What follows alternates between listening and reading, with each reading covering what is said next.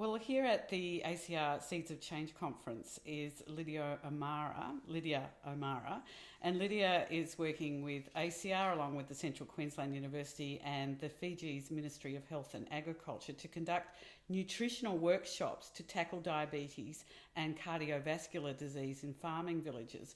Fiji's population suffers some of the highest rates of diabetes in the world.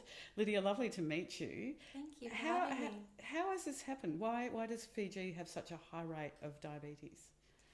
This is a phenomenon that's coming out in developing countries. I mean, we know it's already occurring in developed countries, but we're noticing as countries transition from a very traditional subsistence-based diet, which is incredibly healthy, to more of a Western-style imported diet, that, you know, they then acquire these Western lifestyle-related diseases like diabetes and cardiovascular disease. And unfortunately, Fiji now has the highest rate of diabetes of any country in the world, just demonstrating how they're transitioning through this and how it actually, their more imported Western diet is actually impacting so poorly on their food and their health. So how do you work to change this? Is it the first world saying, "Oh, don't eat all that junk food that we've been eating for ages"? I mean, it's a difficult one, isn't it? Of course. Yeah, so we went in and we're working collaboratively with these communities because we understand like food security has so many different angles and factors that influence it. One angle that we realised is that there's sometimes a knowledge gap and people haven't had the opportunity to understand the importance of that traditional diet, that plant-based diet, and how beneficial it actually is for our health. So sometimes helping to fill that knowledge gap in really practical nutrition education, we find does help, because a lot of the families that I was working with, they actually are farming families. They actually are vegetable farmers. So they have vegetables in their backyard.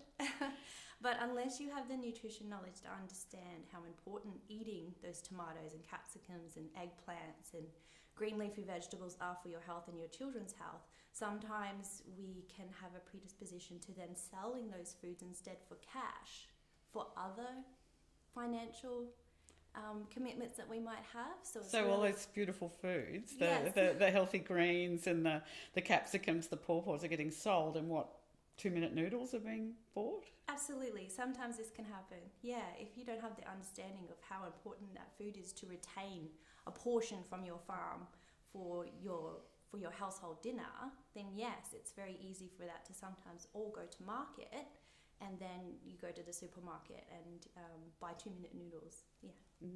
Are you up against advertising too? Are you Of course, yes. So have you been able to turn this around? Tell me about the results and what you've been able to achieve so far. Yeah, so we're very much in the early stages, so understanding what the current barriers and enablers are that exist within these communities and identifying what might be acceptable strategies for moving forward. So we're in the early days, but from the workshops and the research that we have conducted, it was received incredibly well.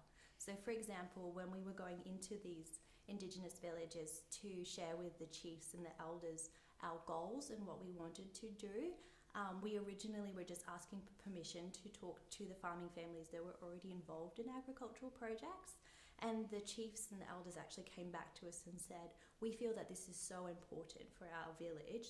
Can you please open up this to everyone in our village to have the option to participate in your study and in your nutrition workshops?" So that was very encouraging, because when you do chat with people at the very influential level of these villages, they understand how important it is. They want healthier villages. They want healthier outcomes for their children. So I feel there's a great potential to move forward. You're going to really show cultural pride. Yeah. These are the foods that you grow so beautifully. Yes. You have them in your backyard, literally. And where does the whole gender question come with this, in terms of you talk about talking with the local chiefs?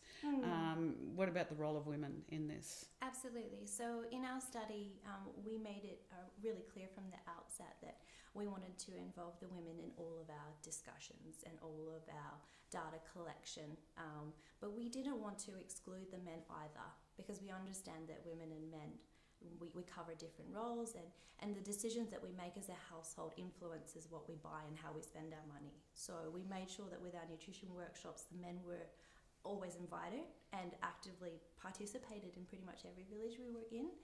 And also when we were collecting data about what people were planting on their farm, or what they were selling, or what they were keeping for the house, that women were involved in all of those conversations as well. So we were capturing both sets of points of view. What a great project. How long will it run for?